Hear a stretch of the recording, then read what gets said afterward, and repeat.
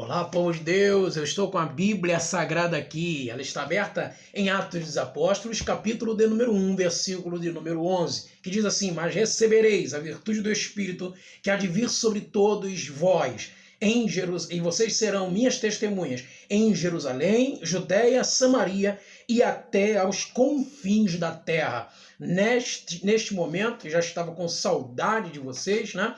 Neste momento nós estaremos então fazendo uma gravação, né, sobre a ideia do Espírito Santo de Deus, aquele vídeo que eu falei que nós iríamos fazer a pedido dos nossos amigos inscritos, né, no nosso canal. E você que tem aí um pedido de uma gravação, de algum assunto importante, enigmático ou não, né? Difícil ou não, aquilo que nós não soubermos, nós vamos buscar, né, as informações para trazer informações aqui muito boas, muito pertinentes, em poucos minutos. E o nosso irmão presbítero,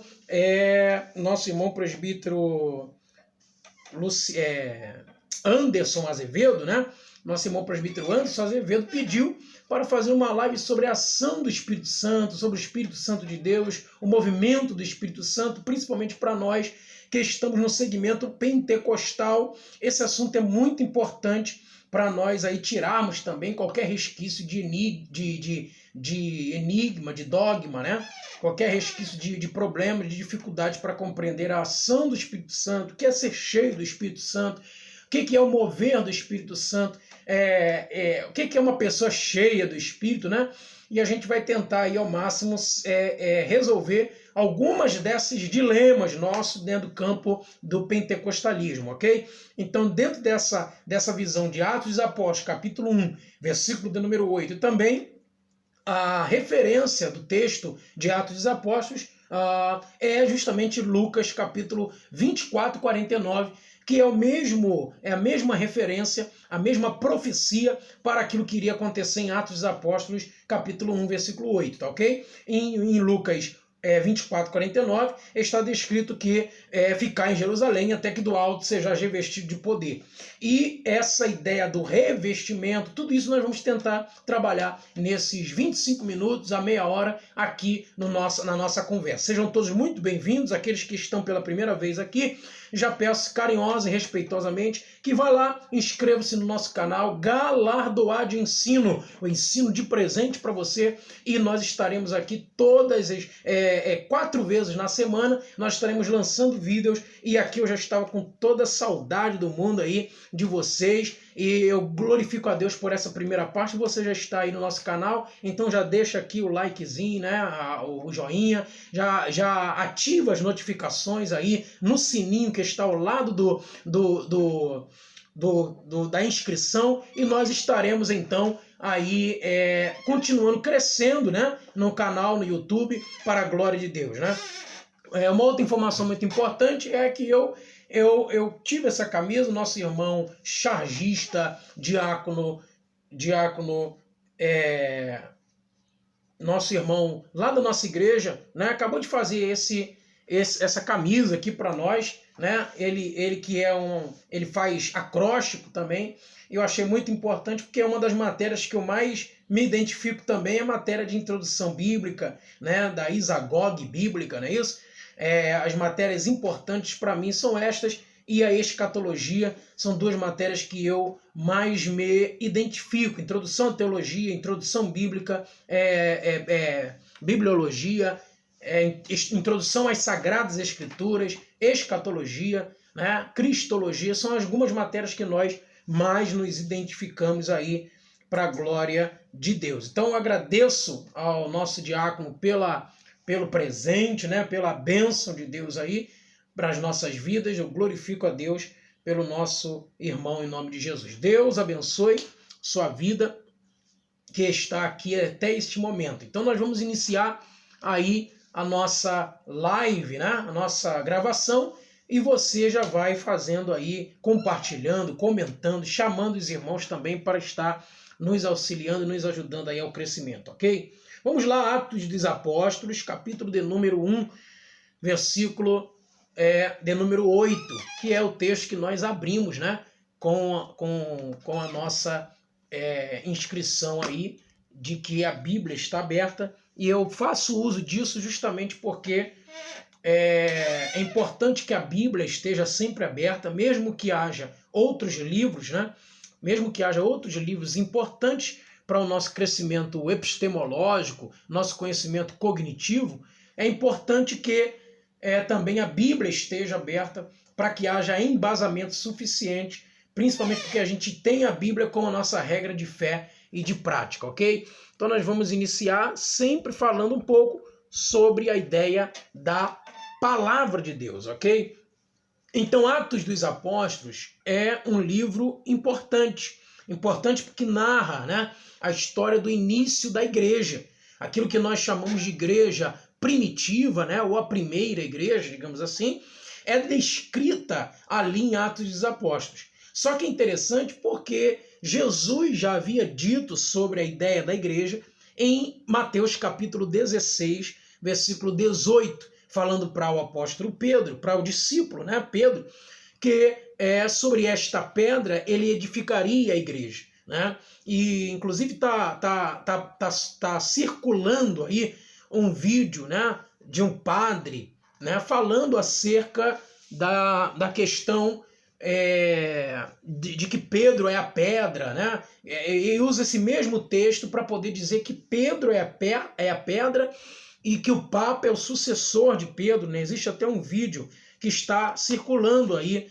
no canal. Com todo respeito aos possíveis católicos romanos que estejam em nosso canal, com todo respeito, né? Nós cristãos protestantes evangélicos, nós não entendemos que a insígnia, né, de que Jesus falou para o apóstolo Pedro sobre esta pedra edificarei a igreja, significa que seja sobre Pedro, mas sim que seja uma hermenêutica dentro do próprio texto, vai dizer que na realidade Jesus está embasado sobre a fundamentação que Pedro disse, ou seja, sobre a frase que Pedro disse.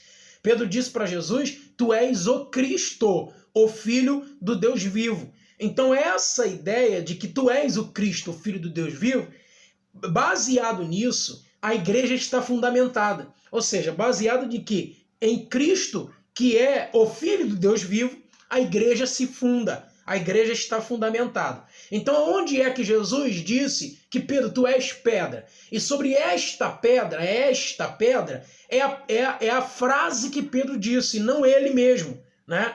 E sobre você, que é a pedra, não.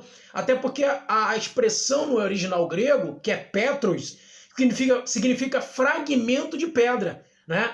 Ou seja, será que a igreja, em 2000 anos de história, ainda existiria se realmente ela estivesse fundamentada em fragmento de pedra, né? Ou seja, o nome Pedro próprio, no original grego, significa fragmento de pedra. E a expressão pedra, né, no original grego também, é petra, que significa rocha grande e maciça. Ou seja, se essa rocha grande e maciça, até na língua portuguesa, ela se refere, né? Se você for olhar pelo âmbito da semântica da frase, da palavra, da expressão que Jesus estabeleceu ali em Pedro, você vai observar que a pedra que Jesus está dizendo é a afirmação do que Pedro disse a seu respeito, e não a Pedro propriamente dito. Entendeu? Então essa parte significa que o fundamento da igreja é Jesus, que é o Filho de Deus, e não outro, e não Pedro, que é o fragmento de pedra, ok? Então, baseado nesta verdade, é que entendemos que a igreja inicia já com Jesus em Mateus 16, 18. E Jesus vai dar ênfase à visão, né, espiritual da igreja, da noiva do Cordeiro, né? Nós poderíamos fazer uma outra gravação acerca da ideia da salvação, da inclusão da salvação, do termo igreja, né, que acaba virando uma outra instituição à parte da nação de Israel, né, porque aqui nós entendemos ter dois povos distintos, né, e na realidade são 3 povos distintos de que a Bíblia faz uso, que são os judeus, os gentios e a igreja, né? Os gentios, obviamente, alguém pode dizer assim, mas a igreja são gentílica.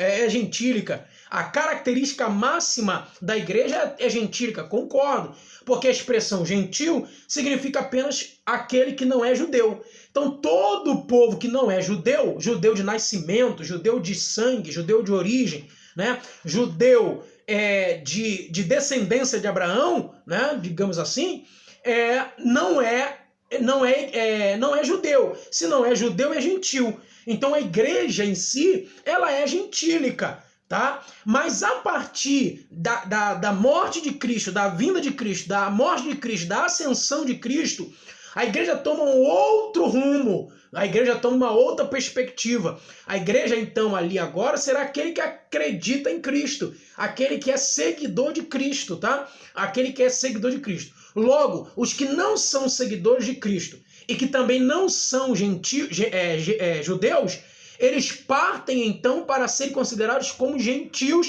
puros, gentios propriamente dito, que mais está caracterizado hoje como sinônimo de ímpio. Portanto, os ímpios que não aceitam a Cristo como único e suficiente Senhor e Salvador e Jesus Cristo, eles são os gentios, tá ok? Eles são os gentios. E a igreja é aquele, então, que acredita em Cristo, que crê em Cristo, que aceita Jesus como único e suficiente Senhor e Salvador de sua vida, e que tem a Bíblia Sagrada como regra de fé e prática, e que se posicionou em uma congregação estabelecida por Deus, e que foi apresentado diante do povo, diante da igreja, como simbolismo da morte para esta vida, que é o batismo nas águas, e que ao ressurgir deste batismo, ressurge uma nova pessoa, com um novo paradigma de vida, que é o paradigma estabelecido pela Bíblia, aí sim essa pessoa é considerada cristã evangélica, né? Evangélica. E então ela passa a ser membro do corpo de Cristo, participante de sua igreja, ok? Então a Bíblia é enfática em trabalhar com gentios, os ímpios e com a igreja. Então, estabelecendo isso, a igreja passa a ser, então, uma perspectiva para o Novo Testamento, né? Uma ideia do Novo Testamento e uma pegada do Novo Testamento. E os gentios e os judeus que aceitaram a Jesus, eles fazem parte, portanto, da igreja de Cristo, porque a igreja de Cristo ela vai ter ênfase, ela vai sobressair no Novo Testamento. Para que essa igreja tenha proliferação, para que essa igreja tenha um dinamismo, tá ok? Um dinamismo muito grande e uma aceitação em todo o globo terrestre, essa igreja precisará de um agente. E esse agente nada mais é do que a pessoa de Jesus Cristo, a pessoa, do Espírito Santo de Deus, que foi enviado por Jesus Cristo à terra para estar com a igreja todos os dias de sua vida até a consumação dos séculos. Então, em princípio, o Espírito Santo veio por intermédio de Jesus e esse Espírito é uma pessoa, tá ok? João capítulo 14, né? Vai dizer, não se turbe o vosso coração.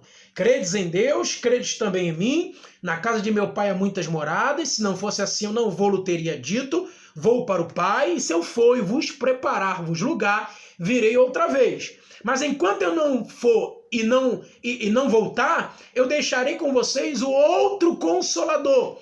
A expressão outro, no original do Novo Testamento, do grego doxa, o grego koiné do Novo Testamento, significa outro de mesma origem, outro de mesma pegada, ou simplesmente o mesmo que. Significa que o Espírito Santo, ele veio por Jesus, é o Espírito de Cristo, é o Espírito de Deus, né, que veio por Jesus para fazer as mesmas obras que Jesus fazia. Para fazer as mesmas obras que Jesus fazia. Isso está profundamente ocultado, tá ok? No simbolismo da pomba que desce em forma corpórea e pousa nos ombros de Jesus, no dia que João o Batista o batizou nas águas do Rio Jordão, do lado de Betânia, né? O dia que João Batista batizou Jesus, você conhece muito bem, acontece aquela ideia da triunidade de Deus aparecendo de maneira clara, de maneira tranquila, sem nenhuma sombra de dúvidas de que era justamente a Trindade Santa, a triunidade ali se manifestando, tá ok? Aquela famosa ideia de Deuteronômio capítulo 6, versículo 9, ouve Israel, o Senhor teu Deus é o único Senhor, né? Ouve Israel, o Senhor teu Deus é único. Essa expressão único é uma unidade composta, tá ok? E essa unidade composta só vai ter êxito, só vai ser desencubada, digamos assim, no Novo Testamento, tá ok? Então essa ideia, né, da Trindade vai aparecer aí e o Espírito vai aparecer em forma corpórea de uma pomba. Tá? Em forma corpórea de uma pomba. Essa ideia está profundamente incubada e oculta no Antigo Testamento, principalmente nas 3 vezes que Noé vai soltar a pomba, né, de dentro da arca de Noé no dia do dilúvio. Depois de 1 ano e 10 dias de dilúvio de Noé e sua família estarem todas dentro da arca durante 1 ano e 10 dias, né? Noé vai soltar a pomba para poder saber se já podia sair da arca, já tinha lugar seco, né? Já tinha lugar seco. Então ele solta por 3 vezes. Aquelas 3 vezes é a expressão, estava profundamente ocultada sobre a ideia das 3 vezes da manifestação de Deus, tá? As 3 manifestações de Deus ao longo da história. Então nós estamos na última manifestação de Deus ao longo da história, tá ok? Na última manifestação de Deus ao longo da história, que é a ação do Espírito Santo. Você vê que lá, então, quando volta trazendo consigo um graveto de oliveira, né, um ramo de oliveira na boca, então ali a representatividade do último trato de Deus com Israel, e é claro, ali está falando sobre a grande tribulação, né, e levando para si o seu povo, que é, então, a igreja, ok? Outro tempo a gente grava uma live falando acerca apenas dessa manifestação lá. Mas como nós estamos falando do Espírito Santo, do trato do Espírito, daqui uma visão panorâmica, mas ao mesmo tempo profunda, enriquecedora, que vai fazer com que você busque a presença de Deus ainda mais para a sua vida, de maneira extraordinária, ao ponto de você ser realmente usado pelo Espírito, de você ser tocado pela ação do Espírito Santo, de você ser mudado, porque o Espírito Santo traz consigo o fruto do Espírito, né? Os frutos do Espírito, que muda o caráter e muda a personalidade de qualquer pessoa. Eu acredito nisso, piamente acredito na palavra de Deus, que diz isso como regra de fé e prática. Eu acredito que a palavra de Deus, ela fala e ela é suficiente para o nosso tempo. Ela não precisa ser atualizada, ela não precisa ser retirada, né, subtraída nenhuma parte de seu conteúdo e nem acrescentado nada. Ela não precisa ser atualizada. As atualizações já são as versões que estamos a par no século XXI, tá ok? Então, nós vamos aí, inclusive, pode haver também uma gravação acerca da importância da Bíblia Sagrada para as nossas vidas, né? O nosso diácono Jerônimo Sarmento, né? Ele fez essa camisa aqui, que fala sobre a Bíblia, né? A Bíblia é um dos livros mais antigos da história humana, né? Mais antigo da história humana, e que corroborou satisfatoriamente para o crescimento de todo o Ocidente, né? De todo o Ocidente, e em algumas esferas do Oriente também a Bíblia ainda encontra guarida, ok? Então nós vamos observar que a igreja precisava de movimento, e esse movimento precisava da ação do Espírito Santo. Só que nós vamos ir por parte. A ação do Espírito Santo no Antigo Testamento era uma ação esporádica. Era uma ação ainda incubada, era uma ação em que o Espírito Santo de Deus usava pessoas específicas. Ele ainda não estava totalmente liberado, digamos assim, para atuar de forma livre e desimpedida no Antigo Testamento. Tanto é que no Antigo Testamento nós temos muita ação do próprio Deus, tá? O Deus Yahvé. E aqui a gente separa a ideia da triunidade de Deus também no Antigo Testamento. Nós temos no Antigo Testamento a visão da Trindade em várias partes do Antigo Testamento, ok? Em várias partes do Antigo Testamento nós temos a visão da Trindade. Então nós vemos, por exemplo, o próprio Jesus na forma pré-encarnada, em algumas vezes, né? Algumas versões que trazem o anjo de tua face, o anjo do Senhor, a expressão anjo do Senhor com letra maiúscula, tudo isso denota a ideia, ou traz a ideia, né, de que Jesus era o anjo do Senhor, o anjo que aceita adoração.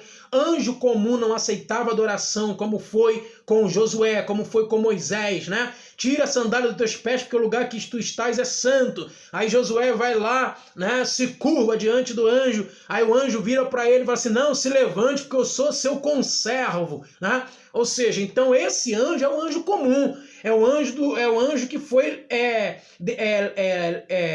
mandado por Deus para uma determinada ação específica. Agora, quando o anjo recebe adoração e o anjo vai à frente do povo, guerreando pelo povo, esse anjo com letra maiúscula, que as expressões da Almeida Revista Corrigida, da Almeida Revista Atualizada, da Almeida Corrigida Fiel e de outras expressões das versões bíblicas atuais, elas trazem o anjo do Senhor com letra maiúscula, ela dá a entender, então, que essa é a forma pré-encarnada de Jesus, tá ok? Ou seja, Jesus aparecendo também esporadicamente no Antigo Testamento.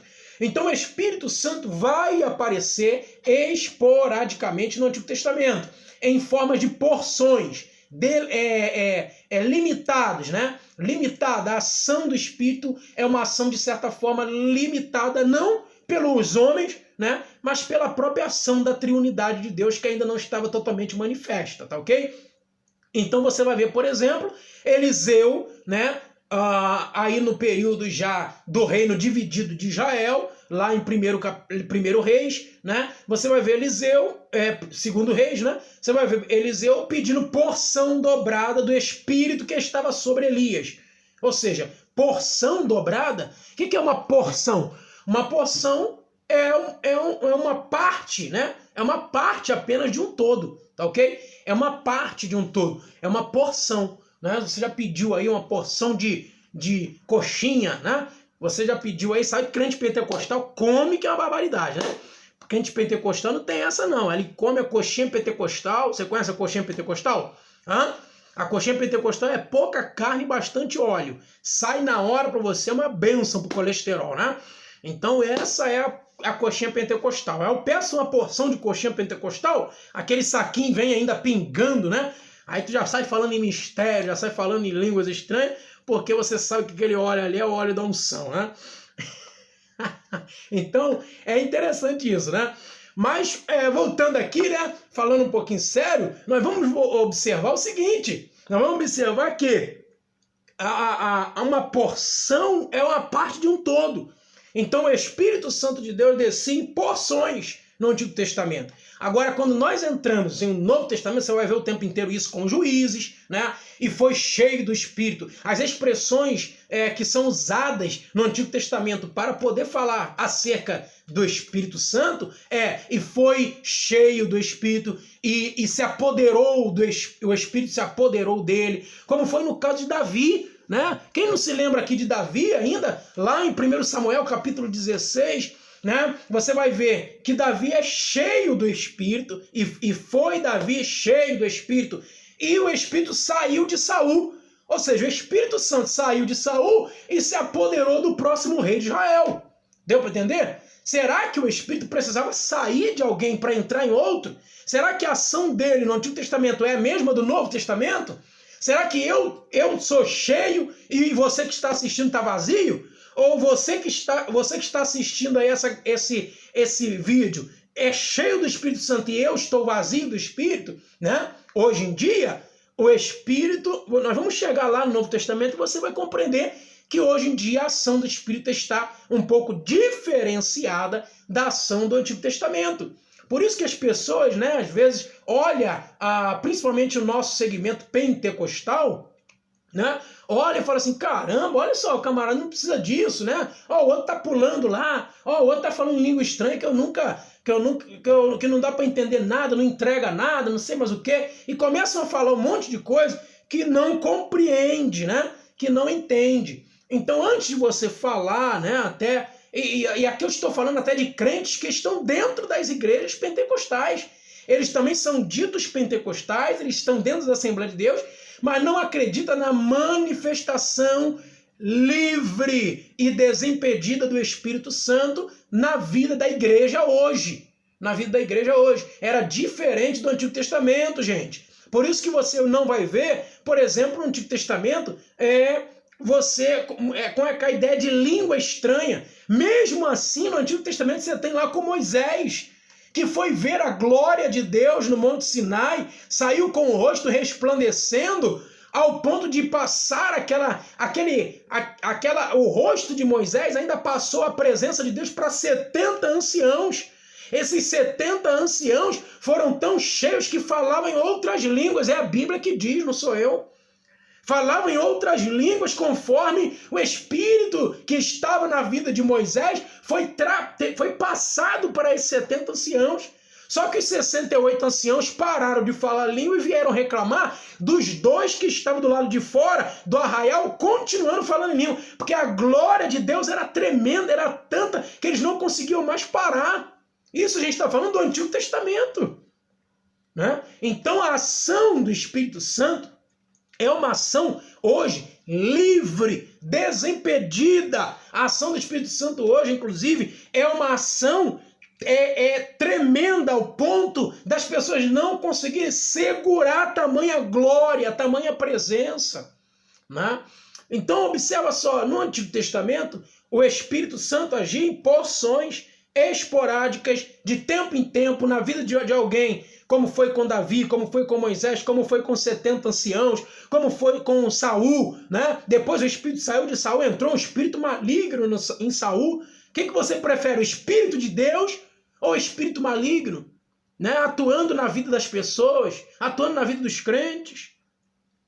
Então é mais fácil, né, que haja a atuação do Espírito de Deus, né? É melhor que haja atuação do Espírito de Deus do que do espírito maligno, não é verdade? Então, e aí a gente parte para o Novo Testamento entendendo que esse Novo Testamento, tanto João quanto o próprio Cristo é a ponte, né? Cristo é a ponte, perdão, é a ponte que liga o Antigo ao Novo. Então, não esqueça que Jesus está na transição, né? Na transição do Antigo para o Novo Testamento. Então ele vai trazer ranços do Antigo Testamento,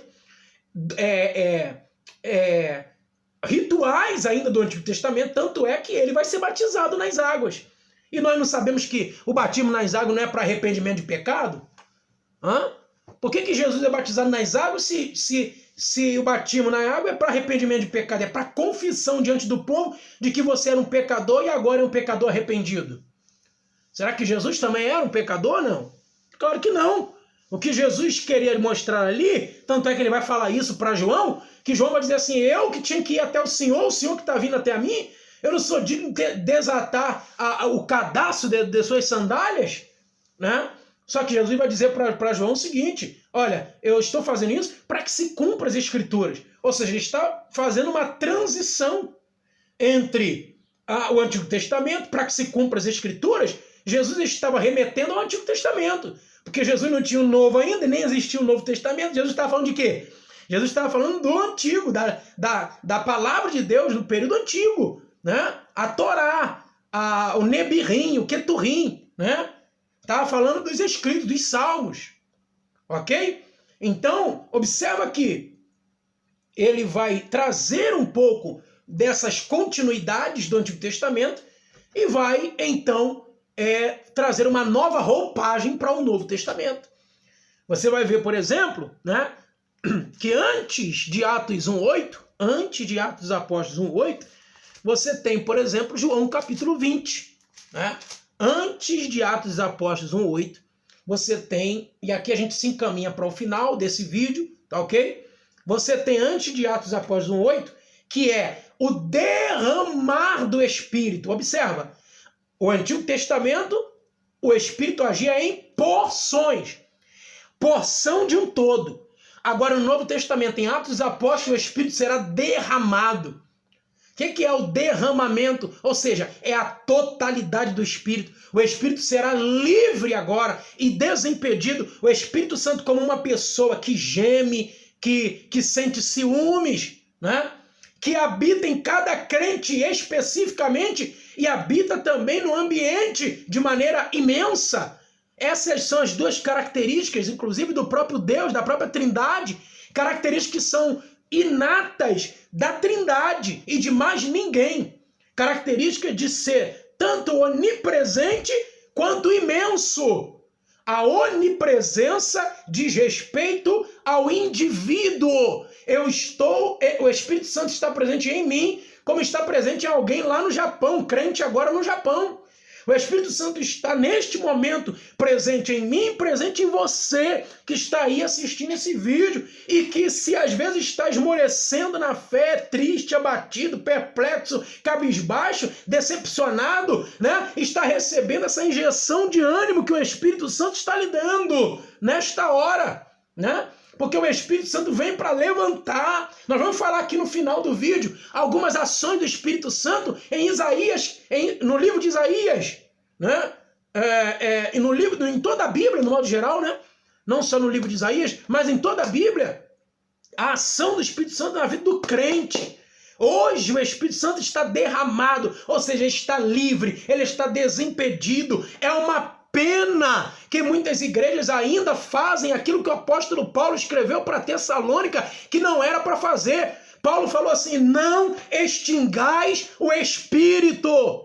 Não extingar o Espírito é não apague o Espírito. Por que Paulo estava tão preocupado com isso? Porque ele sabia que o único agente que vai levar a igreja para o arrebatamento, para se encontrar com o noivo, é o Espírito Santo. O Espírito Santo é o amigo do noivo, que vai gritar: "Aí vem o noivo, saia ao seu encontro". E é ele mesmo quem vai levar a igreja para se encontrar com o noivo nos ares. Oh, glória! Observa isso. Ele vai se encontrar nós vamos nos encontrar com o nosso noivo nos ares, e dali nós vamos para o terceiro céu, e lá não vai haver mais tristeza, não vai haver mais angústia, não vai haver mais fome, não vai haver mais problema, né? As coisas vão passar, mas só que tem que estar agarrado com o Espírito, tem que estar envolvido com o Espírito Santo, tem que estar cheio da presença de Deus. Tem que estar cheio da presença de Deus. E cheio da presença de Deus só se consegue com oração, só se consegue com jejum, só se consegue com leitura da palavra, só se consegue com vigilância. Porque se você ora e não vigia, você perde tudo aquilo que você ganhou na oração. Se você ora e não lê Bíblia, você ora errado, porque a Bíblia que ensina o jeito que ora, o jeito que jejua, o jeito que vigia, o jeito que busca a presença de Deus. Então olha que interessante isso. Né? O Espírito Santo de Deus é o maior agente para a igreja do século XXI. É uma pena que muitos estão apagando a ação do Espírito que foi derramado para a igreja. Apagando, negligenciando a ação do Espírito. Né? Existe um livro aí chamado Deus Esquecido.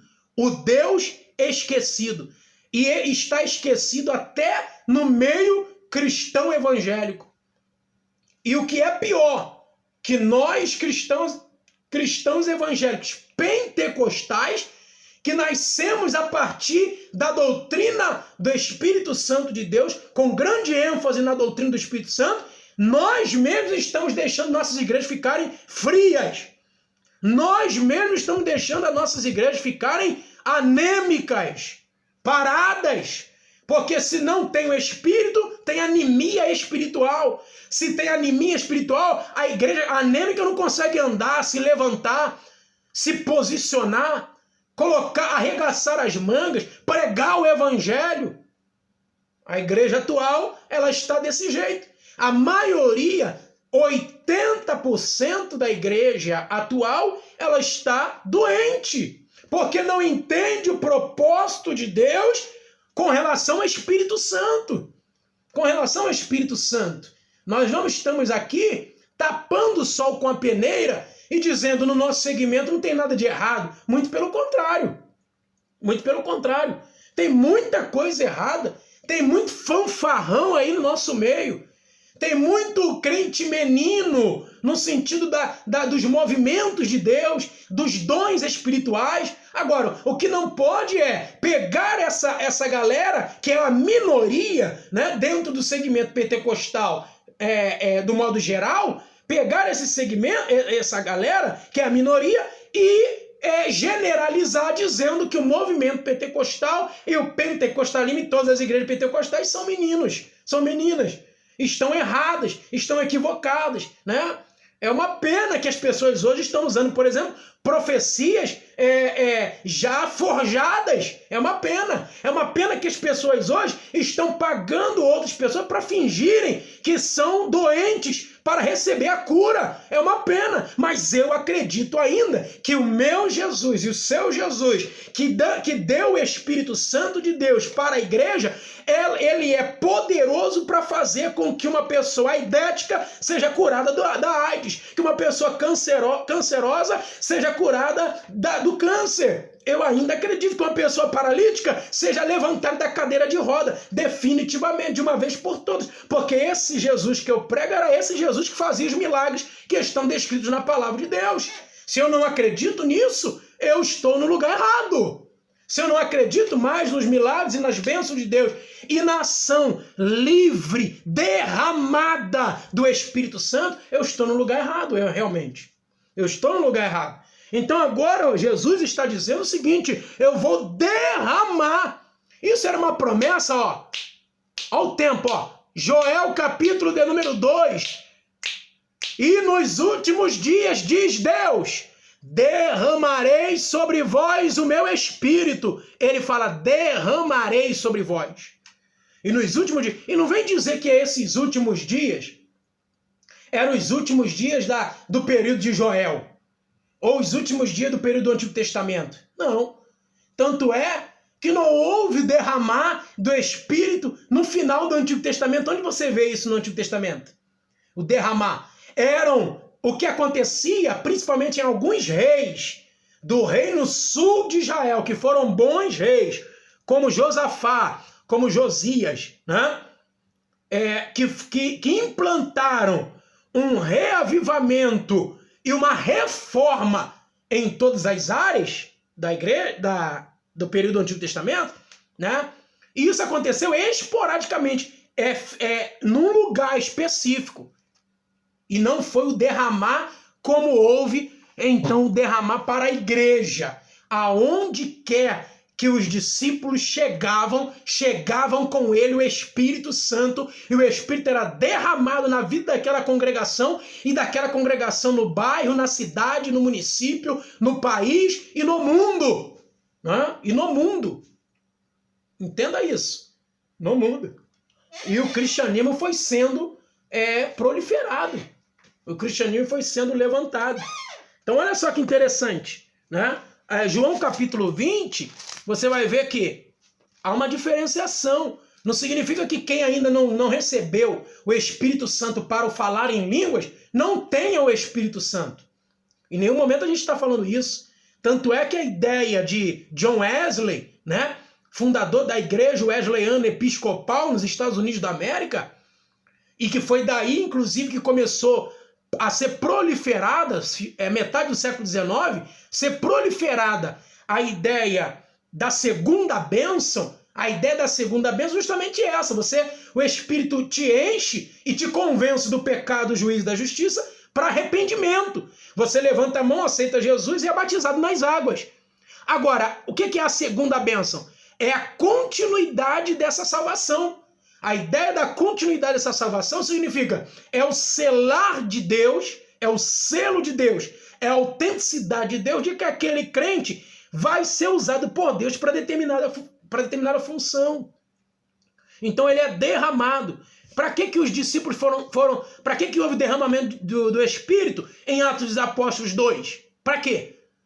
Para o discípulo ficar parado, né, estagnado lá, voltar inclusive a pesca, como Pedro quis fazer logo depois da ressurreição de Jesus? Claro que não. Foi para manifestar, foi para movimentar a igreja, foi para ganhar adeptos. Eu já falei isso aqui, não vamos entrar muito a fundo, né? E depois você vai ler João capítulo 20. João capítulo 20, versículo 19, você vai ver que o Espírito já tinha sido soprado por Jesus nos discípulos antes do derramar do Espírito. E aqui há uma diferença. O Espírito entra na vida de um crente, de uma pessoa, melhor dizendo. Quando ele entra na vida de uma pessoa, ele entrelaça-se com o Espírito dessa pessoa e faz com que essa pessoa entenda quão vulnerável, quão desprezível, quão terrível ele era.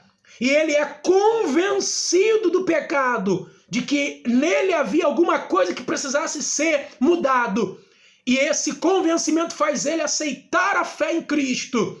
E depois de aceitar a fé em Cristo, ele vai dizer o que Mateus vai dizer. Aquele que confessa diante dos homens, eu confessarei diante do meu Pai que está no céu. Mas aquele que não me confessa diante dos homens, eu também não confessarei diante do meu Pai que está no céu. Ele vai então confessar diante dos homens, em uma congregação, em uma igreja, né? E essa igreja ele vai ser direcionado para o batismo com o Espírito, nas águas, melhor dizendo, que foi o que Jesus recebeu também. Não tendo pecado, Jesus deixou um exemplo para nós de que é necessário batizar nas águas, né?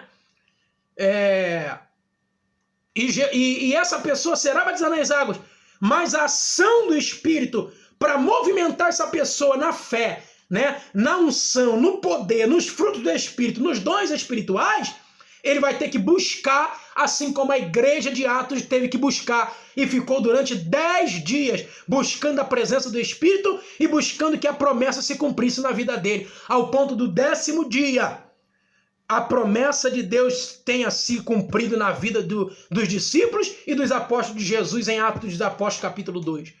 O derramado Espírito desceu. E quando o derramado Espírito desceu, o Espírito faz estas coisas aqui agora com todos os crentes, né? O derramado Espírito. Para quem ainda está com dúvida, você vai ler depois Atos dos Apóstolos, capítulo de número 2, né? E o versículo de número 40, versículo de número 39. Essa promessa não é uma promessa que terminou no primeiro século.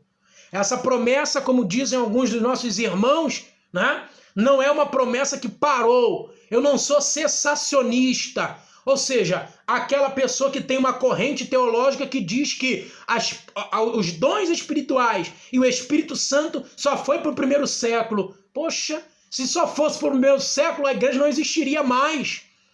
Porque a igreja tem que ter o Espírito Santo e tem que ter dons. Dons do Espírito servem para manutenção da igreja. Se não tem dom de profecia, a igreja não sabe a direção que deve tomar. Se não tem dom de profecia, a igreja não é próspera. Crede nos profetas e prosperareis. A igreja não é próspera. Se não tem dom de conhecimento, dom da palavra da ciência, a igreja perde o contato com o conhecimento de Deus. Como é que cessou no primeiro século, né? São invencionices dos homens, né, para poder continuar com os seus dogmas que continuam trazendo benefícios somente para si e não para a comunidade evangélica do modo geral. A igreja de Cristo foi fundada e foi fundamentada por Jesus e ela é movimentada pelo Espírito Santo e pelos dons espirituais e pelos frutos do Espírito. Fruto do Espírito é que salva, concordo perfeitamente, né? Mas são os dons que trazem manutenção para a igreja. Olha o versículo 39. Porque a promessa vos diz respeito a vós, a vossos filhos e a todos os que estão de longe, a tantos quantos Deus, nosso Senhor, chamar. Ok, então se Deus te chamou, se Deus te escolheu, essa promessa do Espírito Santo é para você também. E o Espírito faz isso aqui, ó. Qual é o papel do Espírito Santo aqui na terra hoje? Nós precisamos entender, em primeiro lugar, portanto, e aqui finalizando este vídeo, né, que o Espírito Santo não é uma força ativa de Deus, como diz a Bíblia, tradução do Novo Mundo das Sagradas Escrituras, né? A Bíblia não é, o Espírito Santo não é uma força ativa de Deus, como diz Gênesis, capítulo de número 1, versículo 2, segundo a tradução do Novo Mundo das Sagradas Escrituras, que é a Bíblia dos Testemunhas de Jeová, né? Olha aqui, ó. Ora, a terra mostrava-se ser sem forma e vazia, e havia escuridão sobre a superfície da água de profundidade, e a força ativa de Deus movia-se por cima da superfície das águas. Não estou inventando, está aqui escrito, né, em Gênesis, capítulo 1, versículo de número 2, né, segundo a Bíblia de tradução do Novo Mundo das Sagradas Escrituras. Nós não concordamos com isso. Nós concordamos que o Espírito Santo é quem estava com Jesus e com Deus no princípio de todas as coisas. E o Espírito de Deus se movia sobre a face das águas. O Espírito ali não era com letra minúscula. O Espírito ali é o Espírito Santo. Se movia sobre a face das águas. E esse movimento fez com que preparasse o ambiente para receber o haja de Deus. Então o Espírito Santo estava no princípio, ele era Deus. 1 João capítulo 5, versículo de número 7. Os três são os que testificam no céu: o Pai, a Palavra e o Espírito. E os três são um. Gênesis capítulo 1, versículo 2. Então, para que o Espírito Santo veio? O Espírito Santo veio para batizar. Mateus capítulo 3, versículo de número 11. O Espírito Santo veio para ensinar o que vamos falar. Lucas capítulo 12, versículo de número 12. O Espírito Santo veio para interceder. Aleluia! O Espírito Santo veio para interceder. Romanos capítulo 8, versículo de número 27. Romanos capítulo 8, versículo 27. O Espírito veio para conhecimento. 1 Coríntios capítulo de número 2, versículo 12. O Espírito Santo veio para testificar. 1 João capítulo 5, versículo 6. O Espírito Santo veio para dar poder para a igreja. Atos dos Apóstolos capítulo 1, versículo 8. O Espírito Santo veio para nos revestir. Isaías capítulo 61, versículo 1. O Espírito Santo veio para distribuir dons. Olha o que nós acabamos de falar. 1 Coríntios capítulo 12, versículo de número 11. O Espírito Santo veio para consolar. João 14, 16. O Espírito Santo veio para habitar em nós. João 14, 17. O Espírito Santo veio para nos vivificar, trazer vida de novo. 2 Coríntios capítulo 3, versículo 6. E o Espírito Santo veio para principalmente santificar e nos deixar preparados para o arrebatamento da igreja. Glórias a Deus por isso. Glória, que Deus possa continuar abençoando sua vida e que você seja cheio do Espírito Santo. Receba os dons espirituais, receba os frutos do Espírito e seja ainda mais edificado por Deus em nome de Jesus. Se você gostou deste vídeo, vai lá, se inscreva em nosso canal, compartilha, curta, comenta, ative as notificações e deixa Deus te usar para nos abençoar ainda mais. Deus em Cristo abençoe e nós vamos entrar aí em uma série muito importante. Eu chamo você e chamo sua atenção para esta série. Tanto tempo na igreja, eu não sabia disso. Esta é uma série que eu tenho aqui alguns temas, né, que a nossa intenção é fazer no menor espaço de tempo. Nós vamos apenas tirando dúvidas. E se você tiver algumas dúvidas, vai colocando aqui nos comentários. Nos ajuda aí a crescer. Quanto mais você comentar, quanto mais você compartilhar para que esse vídeo tenha mais visualizações, mais você vai ajudar o crescimento e o YouTube vai entender que esse canal é relevante para a comunidade pela qual ele está pertencendo. Deus em Cristo abençoe sua vida.